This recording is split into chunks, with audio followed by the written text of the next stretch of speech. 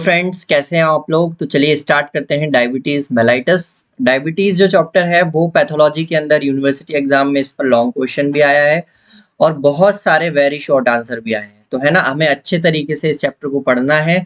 सारी चीजें डिटेल में अपन पढ़ेंगे और जब आप फाइनल ईयर में पहुंच जाओगे ना तो इस पर पूरा एक चैप्टर है और फिर भी तब भी ये उतना ही इम्पोर्टेंट है जितना आज के लेवल पे एंडोक्राइनोलॉजी में, पैथोलॉजी के अंदर एंडोक्राइनोलॉजी में आपने अगर गौर किया होगा प्रीवियस ईयर में, तो इसी टॉपिक से सबसे ज्यादा क्वेश्चंस आए। एक ही टॉपिक आया है एंडोक्राइनोलॉजी में, अगर हमें पढ़ना है तो डायबिटीज मेलाइटिस रट के जाना है बिल्कुल, ठीक है। लॉन्ग क्वेश्चन बहुत बार आया है, इसमें उसकी क्लासिफिकेशन पूछा है, इसमें उसका इटियोपैथोजेनेसिस पूछा है, ठीक है। तो चलिए स्टार्ट करते हैं। सबसे पहले डायबिटीज मेलाइटिस का हमें मतलब पता होना चाहिए कि ये वर्ड कहाँ से आया। थोड़ा सा मैं जाएंगे कहानी की तरफ जाएंगे। डायबिटीज मेलाइटिस दो वर्ड इससे मिलकर के बना है। एक तो ये डायबिटीज है जो कि एक ग्रीक वर्ड है और जिसका मतलब होता है साइफन, जैसे आपने बोला साइफन या फिर फ्लोइंग ऑफ वाटर,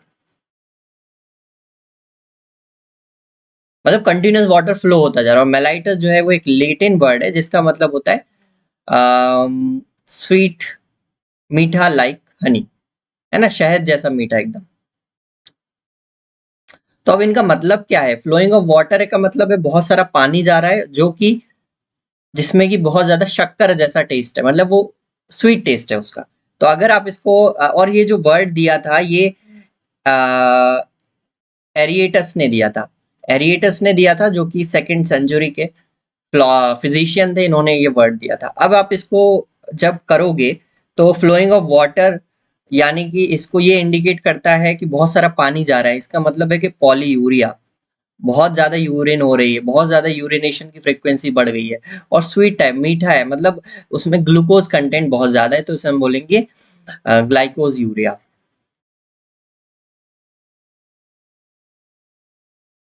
ठीक है।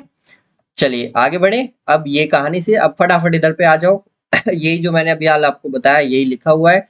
Diabetes mellitus the disease known for millennia. The complete name was both Greek and Latin origins and was coined by Aretaeus, a physician of the second century. Diabetes जो word है वो pass through होता है, it refers to constant urination of its victim, and Latin adjective जो sweet होता है refers to the high sugar content of the urine, मतलब glucose urea जो है ना। ये जो वीडियो है इसको आप 1.5 से लेकर के 2x तक की स्पीड में देखोगे तो जल्दी कवर हो जाएगा टॉपिक। और इसके जो नोट्स हैं वो भी डिस्क्रिप्शन में हम लिंक डाल देंगे। गूगल गूगल ड्राइव की लिंक रहेगी और इंस्टाग्राम अकाउंट पर भी धीरे धीरे कंटेंट डालना स्टार्ट करेंगे, तो इंस्टाग्राम अकाउंट पर भी आप फॉलो कर लेना, उसकी भी लिंक हमें डिस्क्रिप्शन में डाल देंगे हम लोग, ठीक है। चलो आगे बढ़े। अब फटाफट डेफिनेशन की बात करते हैं। डेफिनेशन क्या है, कैसे याद करना है। ये definition is a metabolic disorder, group of metabolic disorder है पहला चीज। Sharing a common feature of hyperglycaemia, ऐसा डिसऑर्डर जो कि मतलब एक ग्रुप है मेटाबॉलिक डिसऑर्डर्स का डायबिटीज मेलाइटिस, और एक कॉमन फीचर जो शेयर करता है वो है हाइपरग्लाइसेमिया का। और जो caused by defects in the insulin secretion पे डिफेक्ट हो सकता है, इंसुलिन एक्शन पे डिफेक्ट हो सकता है, या फिर ये दोनों डिफेक्ट हो सकते हैं, ठीक है। तो ये ध्यान रखना है, इंसुलिन जो डिफेक्ट वो इंसुलिन सीक्रेशन में हो सकता है, तो डिफेक्ट वो इंसुलिन एक्शन में हो सकता है, या फिर ये दोनों हो सकते हैं, ठीक है। रॉबिन्स की डेफिनेशन है, पेपर में लिख कर आओगे तो टीचर खुश हो जाएगा। चलिए आगे बढ़ते हैं। क्लासिफिकेशन की बात करें तो टाइप 1 डायबिटीज होता है, टाइप 2 डायबिटीज ब्रॉडली हम डिवाइड करते हैं। इंसुलिन डिपेंडेंट टाइप 1 को इंसुलिन डिपेंडेंट डायबिटीज मेलाइटिस बोलते हैं और non insulin dependent diabetes mellitus बोलते हैं टाइप 2 को, ठीक है। सही है क्लासिफिकेशन ये वाला? जी नहीं, ये जो क्लासिफिकेशन है टाइप डायबिटीज का, type 1 insulin dependent, insulin non dependent या नॉन इंसुलिन डिपेंडेंट, ये आजकल का प्रीवियस क्लासिफिकेशन है जो कि अब एक्सपायर हो चुका है, ठीक है ना। तो इसको कभी भी पेपर में नहीं लिख करके आना है, भले ही ये लाइन लिख दो कि ये जो दो वर्ड्स हैं ये यूज नहीं किए जाते हैं, ठीक है। नहीं तो पता चला कि हमने अच्छे से पढ़ा नहीं और यही ठाप के आ गए तो गड़बड़ हो जाएगा। चलो क्या फिर क्या लिखना है फिर हमें देख लेते हैं। So the term IDDM, insulin dependent diabetes mellitus, and non-insulin dependent diabetes mellitus are no longer used now because many of the patient, क्यों ऐसा हुआ, क्योंकि तो टाइप 2 डायबिटीज जैसे हमने नॉन इंडिपेंडेंट बोला, नॉन इंसुलिन डिपेंडेंट बोला, वो भी इवेंचुअली टाइप 2 डायबिटीज में भी इंसुलिन की जरूरत हमें पड़ती है। तो यही लिखा है type 2 diabetes eventually need insulin for control of hyperglycaemia. Robins क्या कहती है इस बारे में? तो रॉबिन्स ये बोलती है कि भैया जो प्रीवियस क्लासिफिकेशन था हमारा वो क्लिनिकल फीचर्स पर बेस्ड था और मोड ऑफ थेरेपी क्या करना है, यूज करना है, इंसुलिन यूज करना है कि नहीं करना, उस पर बेस्ड था, इसीलिए वो ज्यादा रिलायबल नहीं है, इसको हम यूज नहीं करते हैं। बजाय इसके जो हमारा जो नया क्लासिफिकेशन है, एडीए क्लासिफिकेशन है, अमेरिकन डायबिटीज एसोसिएशन का जो क्लासिफिकेशन है, वो पैथोजेनेसिस पर डिपेंड करता है, पैथोजेनेसिस पर बेस्ड है, तो इसीलिए वो ज्यादा अच्छा है। तो यही लिखा हुआ है, previous based on clinical features such as age onset of disease and mode of therapy, in contrast the current classification reflects our greater understanding, मतलब इससे ज्यादा समझ में हमें चीजें आई हैं the pathogenesis of each variant, pathogenesis के बेसिस पे। चलिए अब हम पढ़ते हैं जो ओरिजिनल क्लासिफिकेशन आज का जो हमें याद करना है और जो हमें पेपर में लिखना है, इसको क्या बोलते हैं? एडीए क्लासिफिकेशन बोलते हैं। इसका फुल फॉर्म क्या है? American diabetes association. ठीक है, ये क्लासिफिकेशन आपको लिखना है, याद करना है, अच्छे से याद करना है। यही क्लासिफिकेशन फाइनल ईयर में भी हमें लिखना पड़ता है। तो इसमें 4 हेडिंग्स में आप लिखोगे, टाइप 1 आता है, टाइप 2 आता है, अदर स्पेसिफिक टाइप्स आते हैं और गेस्टेशनल डायबिटीज आती है। ठीक है, अब इसमें जो बीटा सेल्स होते हैं, बीटा सेल डिस्ट्रक्शन होता है, टाइप 1 की बात हो रही है, जिसको हम पहले जो है वो इंसुलिन डिपेंडेंट डायबिटीज मेलाइटिस बोलते थे पहले। अब क्या बोलते हैं इसको? टाइप 1 बोलते हैं, इसके अलावा कुछ नहीं। बीटा सेल डिस्ट्रक्शन होता है, usually leading to absolute insulin deficiency. Beta cell का डिस्ट्रक्शन हो जाता है, जिसके कारण इंसुलिन की एब्सोल्यूट डेफिशिएंसी होती है, बिल्कुल भी इंसुलिन सीक्रेट नहीं होता है। अब इसमें ऑटो इम्यून होता है पहला, और दूसरा इडियोपैथिक होता है। ऑटो इम्यून को आप 1A बोलते हो और इडियोपैथिक को आप 1B बोलते हो, तो ये हमें याद रखना है। ठीक है, एक और बात आपको ध्यान रखना है, जो टाइप 1 है ना, इसको आप टाइप ऐसे नहीं लिख सकते, और टाइप फर्स्ट को टाइप फर्स्ट ए और टाइप फर्स्ट बी नहीं लिखोगे। ये किताब से ही पढ़ा हुआ है मैंने, है ना, तो इसको 1 2 3 लिखना है, रोमन में आपको नहीं लिखना है, ये ध्यान रखना है। ठीक है,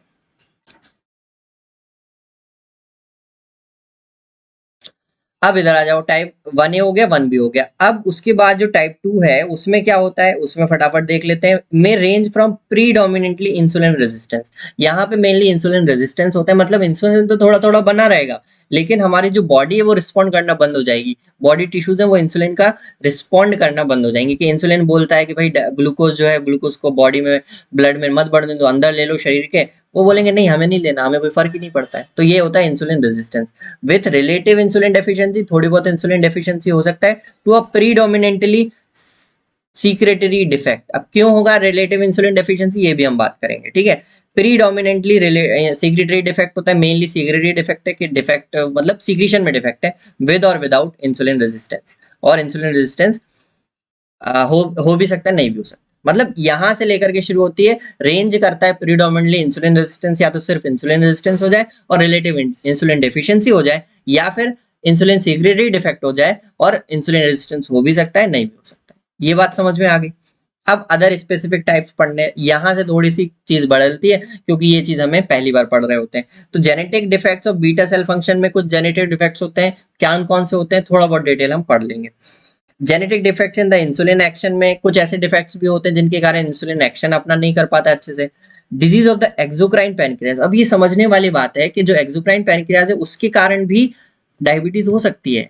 डायबिटीज का पूरा जो इंसुलिन और ग्लूकागॉन का जो कंसेप्ट है, जो एंजाइम्स होते हैं, ये जो सॉरी हार्मोन्स होते हैं, ये एंडोक्राइन पैनक्रियाज निकालती है। लेकिन अगर एक्सोक्राइन पैनक्रियाज जो कि ग्लैंडुलर पैनक्रियाज है, इसमें अगर कोई दिक्कत होती तो भी डायबिटीज हो सकती है। ठीक है, तो ये ध्यान रखना है कौन कौन सी बीमारियां होती है जिनसे आप ये हो सकता है, तो हम पढ़ने वाले हैं, आगे बताऊंगा, थोड़ा सा गैस कर सकते हो, है ना। पैनक्रियाटाइटिस एक है, ठीक है, अगर दिमाग में आया हो।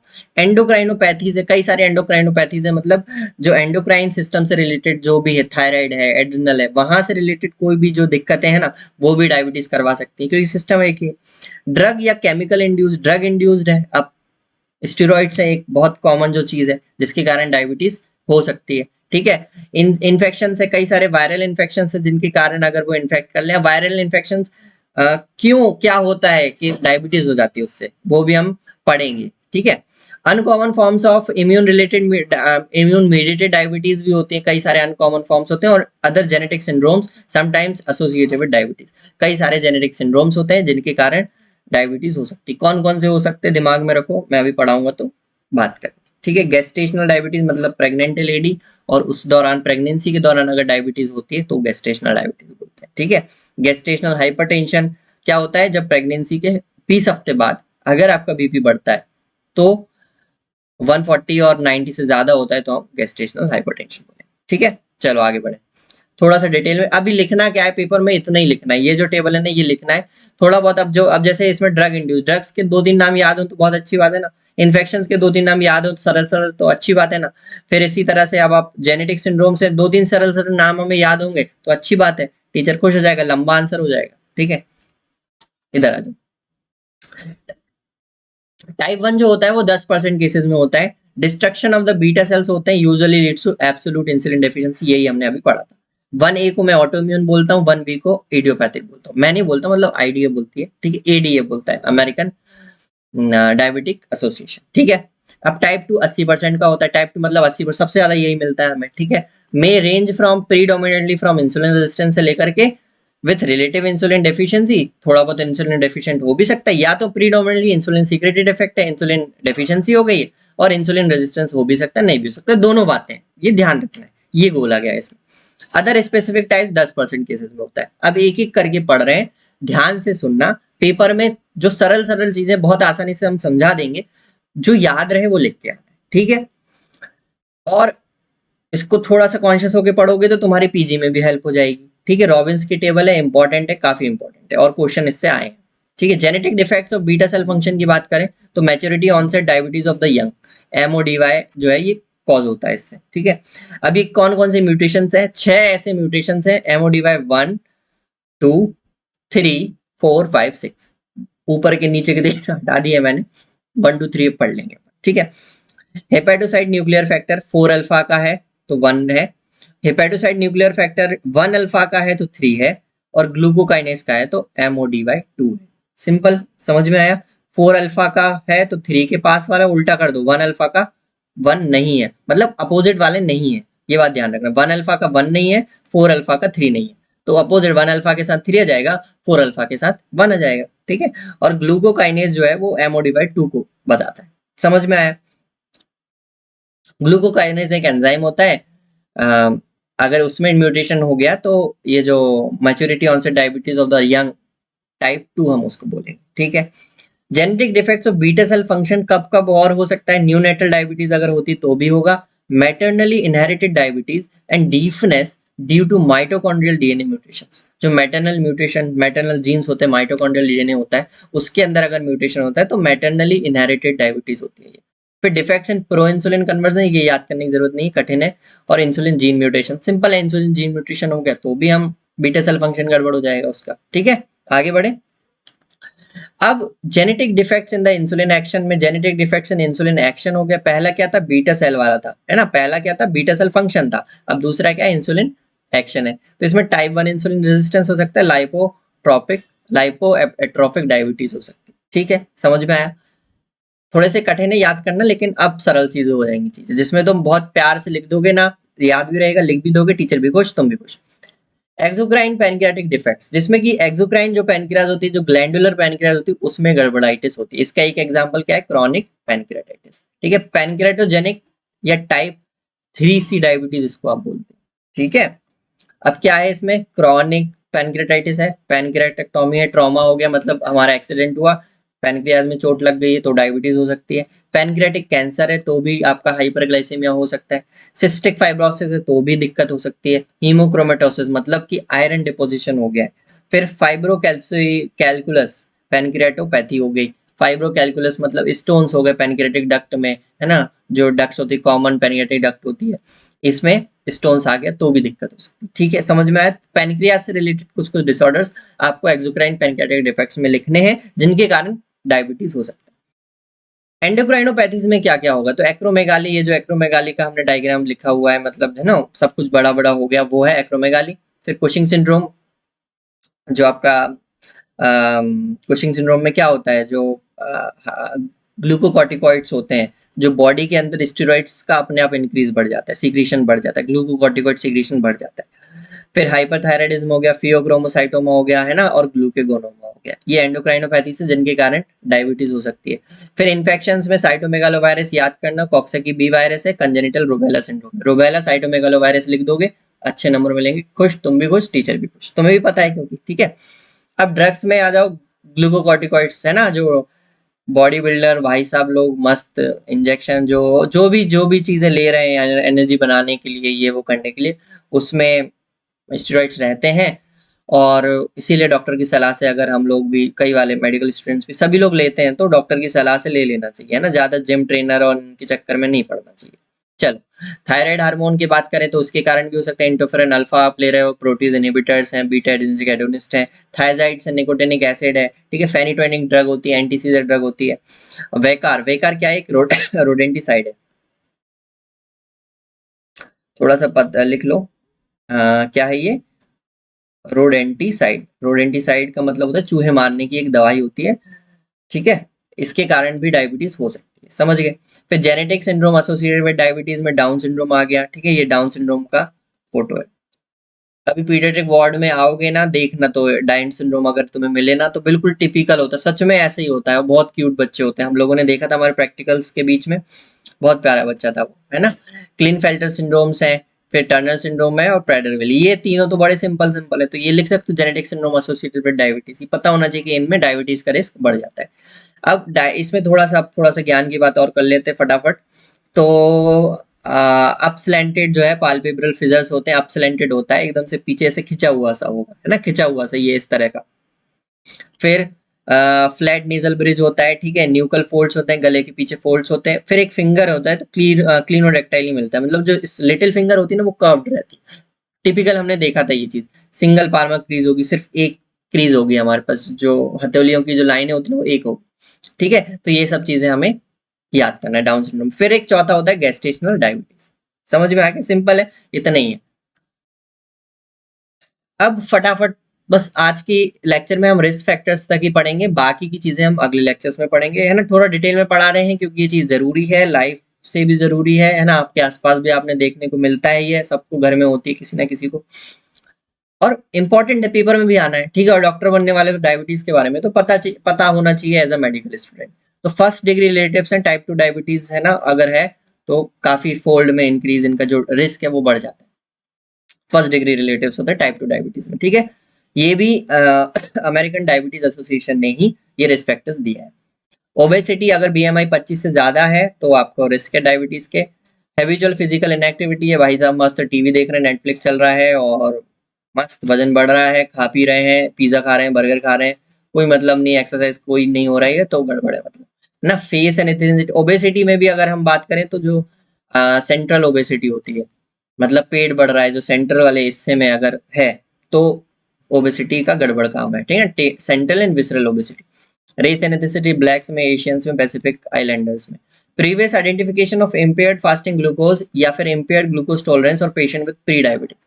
ये कैसे पता चलेगा पेशेंट विद प्री डायबिटिक्स, इसका मतलब है जो HbA1c है वो 5.7 से लेकर के 6.5 तक के बीच में होगा। HbA1c होता क्या है, ये फिजियोलॉजी में आप लोगों ने पढ़ा होगा, थोड़ा सा डिटेल में हम भी बता देंगे, डिटेल में नहीं, शॉर्ट में बताऊंगा मैं, क्या होता है पता होना चाहिए, बहुत इंपॉर्टेंट है। अभी हम ऑप्स गाइनी में पोस्टिंग लग रही है, तो HbA1c मतलब लिखना रहता है कि जब हमें देखना रहता है कि अगर इसको डायबिटीज का कुछ है तो हमें HbA1c करवाते हैं। कैसे पता चलता है, क्या पता चलता है, बताऊंगा अभी, ठीक है। हिस्ट्री ऑफ गेस्टेशनल डायबिटीज, या फिर मतलब प्रेगनेंसी के दौरान अगर डायबिटीज है तो रिस्क हो जाता है, प्रेगनेंसी के बाद भी आपको डायबिटीज होने की चांसेस हो। Baby heavier than 4 kg, baby heavier than मतलब बड़ा बच्चा थोड़ा सा बड़ा है, तो आप इसको मैक्रोसोमिया बोलते हो, ठीक है। 4 किलो से ज्यादा का बच्चा है तो अब उसे क्या बोलोगे, मैक्रोसोमिया बोलोगे, समझ में आया। चलो, फिर आते हैं हाइपरटेंशन के बारे में। हाइपरटेंशन है 140/90 से ज्यादा हाइपरटेंशन है, या फिर वो हाइपरटेंशन थेरेपी पे है, मतलब बीपी की दवाइयां ले रहे हैं, बीपी कंट्रोल है लेकिन बीपी की दवाइयां ले रहे हैं, तो भी रिस्क हो जाता है डायबिटीज का। डिसलिपिडेमिया मतलब आपकी जो लिपिड प्रोफाइल है वो गड़बड़ है, जो HDL मतलब गुड कोलेस्ट्रॉल है वो 35 से कम है, और जो ट्राइग्लिसराइड्स है वो 250 मिलीग्राम पर डेसीलीटर से ज्यादा है, तो दिक्कत वाले काम है, ठीक है। वुमेन विद पीसीओडी, पीसीओडी का क्या मतलब होता है, पीसीओडी का मतलब होता है पॉलीसिस्टिक ओवेरियन डिजीज, ठीक है, सिस्ट बन जाते हैं ये ओवरी में। तो ये बहुत कॉमन है आजकल, ठीक है, इसमें होता है वजन बढ़ता है, हिर्सुटिज्म होता है, बहुत सारी चीजें होती हैं, इरेगुलर मेंसेस होते हैं और डायबिटीज के चांसेस भी पीसीओडी में बढ़ जाते हैं। फिर हिस्ट्री ऑफ कार्डियोवास्कुलर डिजीज है, कोई भी हार्ट से संबंधित कोई भी दिक्कत है तो भी आपका जो रिस्क है डायबिटीज का वो बढ़ जाएगा। और उल्टा भी यही होता है, डायबिटीज वाले पेशेंट को कार्डियोवास्कुलर एक्सीडेंट्स के चांसेस बढ़ जाते हैं, ठीक है, ये भी होता है। फिर other clinical conditions associated with insulin resistance, जिसमें कि सीवियर ओबेसिटी आता है और अकेंथोसिस नाइग्रिकन्स आता है। अकेंथोसिस नाइग्रिकन्स के बारे में भी थोड़ा सा, क्या होता है अकेंथोसिस नाइग्रिकन्स, तो स्किन कंडीशन होती है जो कि हाई रिस्क होता है डायबिटीज या इंसुलिन रेजिस्टेंस के लिए, ठीक है, बीपी का मैंने बता दिया, ठीक है, ये माइक्रोसोमिया का है, याद रखना। आगे बढ़े, चल। अब what does HbA1c mean? HbA1c का सरल भाषा में क्या मतलब होता है? ये हमारे आरबीसी हो गए, ये हीमोग्लोबिन है हमारा, जो आरबीसी के अंदर ये हीमोग्लोबिन है। अब हमारी बॉडी में जो है वो हाइपरग्लाइसेमिया है, मतलब ब्लड में बहुत ज्यादा ग्लूकोज का कंसंट्रेशन बढ़ा हुआ है। तो ये जो ग्लूकोज मॉलिक्यूल्स हो रहे हैं ये हीमोग्लोबिन मॉलिक्यूल से जुड़ जाते हैं, अटैच हो जाते हैं, तो ये जो बनता है इसको बोलते हैं ग्लाइसेटेड हीमोग्लोबिन, ठीक है, ग्लाइसेटेड ग्लाइको हीमोग्लोबिन इसको बोला जाता है, ग्लाइसेटेड हीमोग्लोबिन भी बोलते हैं। इसका कंसंट्रेशन हमें बता देता है कि 2 से 3 महीने के बीच में इसका जो शुगर लेवल थे वो कैसे थे, ठीक है। तो अब 2 से 3 महीना क्यों है, 2 से 3 महीना क्यों है, क्यों बता देता 2 से 3 महीने का पहले का? क्योंकि जो आरबीसी की लाइफ है वो भी लगभग 120 डेज आपने पढ़ी होगी नीट में, है ना, एनसीईआरटी की 120 डेज है, मतलब 2 से 3 महीने की ही होती है। समझ में आ गया?